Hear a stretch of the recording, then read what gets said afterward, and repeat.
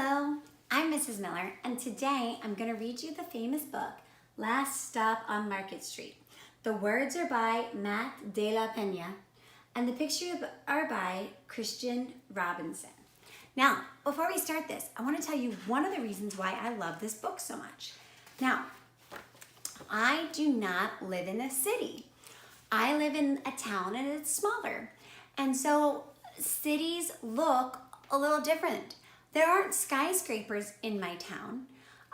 We have a few buses, but not a lot of people really use them because most people drive and have cars. What I like about this book is it talks about a city that's different, a different place than I live. And it has a really great story of a little boy and his grandmother going on a little adventure in the city. So I hope you enjoy this book as much as I do.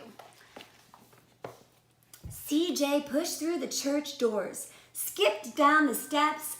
The outside air smelled like freedom, but it also smelled like rain, which freckled CJ's shirt and dripped down his nose. He ducked under his Nana's umbrella, saying, "How come we gotta wait for the bus and all this wet?" "Trees get thirsty too," his Nana told him. "Don't you see that big one drinking through a straw?" CJ looked for a long time, but he never saw a straw. From the bus stop, he watched water pool on flower petals, watched rain patter against the windshield of a nearby car. His friend Colby climbed in and gave CJ a wave and drove off with his dad. "Nana, how come we don't got a car?" The bus creaked to a stop in front of them. It sighed and sagged and the doors swung open. "Oh boy, what do you need a car for? We got a bus that breathes fire and old Mr. Dennis who's always got a trick for you." "What's that I see?" Mr. Dennis asked, and he pulled a coin from behind CJ's ear, placed it in his palm. Nana laughed her deep laugh and pushed CJ along. They sat right up front. The man across the way was tuning a guitar. An old woman with curlers had butterflies in a jar.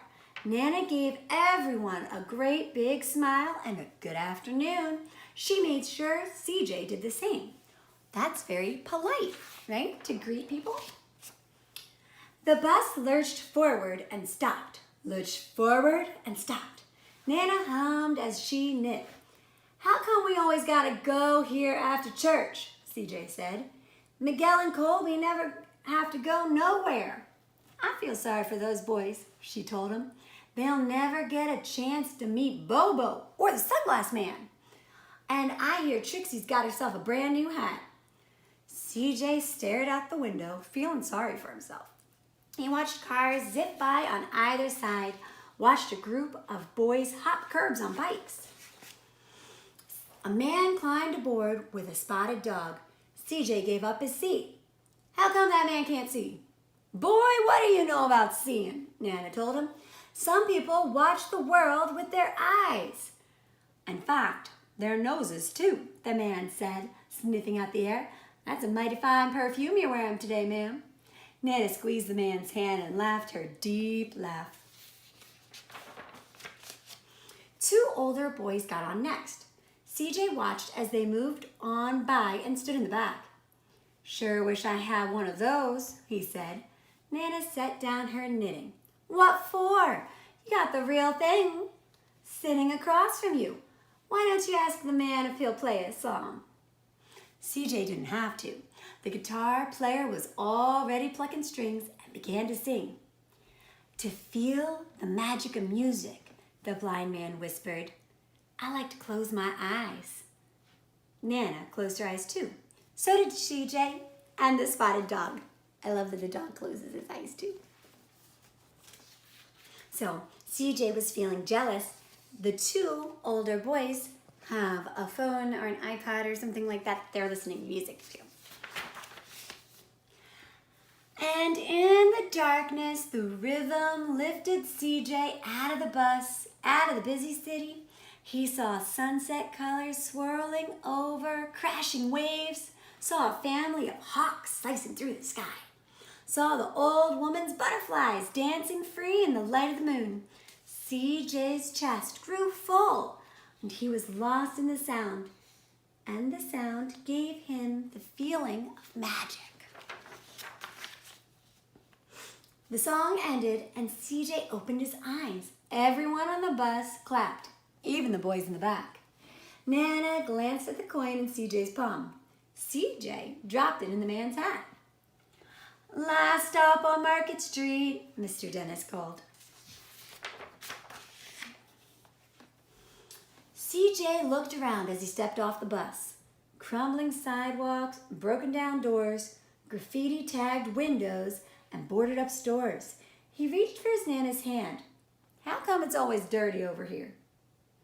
She smiled and pointed to the sky. "Sometimes when you're surrounded by dirt, CJ, you're a better witness for what is beautiful." So on this page, you used a word called graffiti. And you might know what that is, you might not. But when you're in the city or a lot of times driving down the road, you'll see someone painted words into the side of a wall, right? That's called graffiti. CJ saw the perfect rainbow arching over their soup kitchen. He wondered how his Nana always found beautiful where he'd never even thought to look. He looked all around them again, at the bus rounding the corner out of sight, and the broken street lamp still lit up bright, and the stray cat shadow moving across the wall.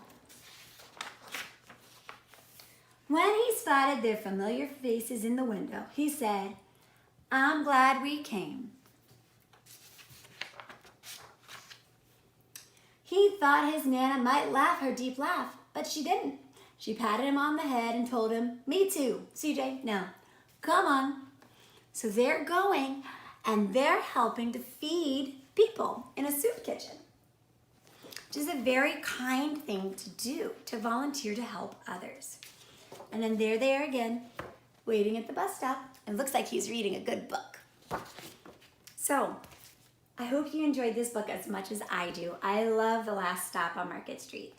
It helps me to start thinking about some of the things that I'm really happy and grateful, meaning really thankful for, that I have that maybe I didn't even think about. All right? So have a great, great day. If you like this book, go ahead and subscribe to my channel. There are so many more learning videos for you to explore. Bye, friends.